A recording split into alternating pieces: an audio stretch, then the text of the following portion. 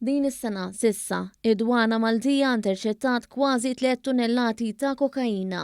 Il-ħadd fit-tielet qabda għal din is-sena uffiċjali tad-dwana ta' Malta interċettaw 610 kg kokaina f'container fil-Port Ħieles. Il-valur ta' droga fis-suq huwa ta' aktar minn 100 miljun euro. Il-kokaina kienet ippakkeġġjata f'610 pakketti li kienu moħbija f'container li kien qed iġorr il-banana. Il-container kien ġej mill-Ekwador fi triqtu lejn il-Ġorġja. L-uffiċjali ta' dwana flimkien ma' membri mill-iskwadra tal-Pulizija ta' kontra droga fetħu l-container u spezzjonaw kull kaxxa li kien fih. F'din l-ispezzjoni nstab li 20 kaxxa tal-banana kellhom 20 pakkett kokaina kull waħda, filwaqt li 10 kaxxi oħra kien fihom 21 pakkett kull waħda. Il-każ qed jiġi investigat mill-Pulizija filwaqt li l-Maġistrat Monika Vella qed tmexxi l-inkjesta. Il-qabda tal-ħadd issegwi l-qabdiet kbar li saru aktar kmieni din is-sena.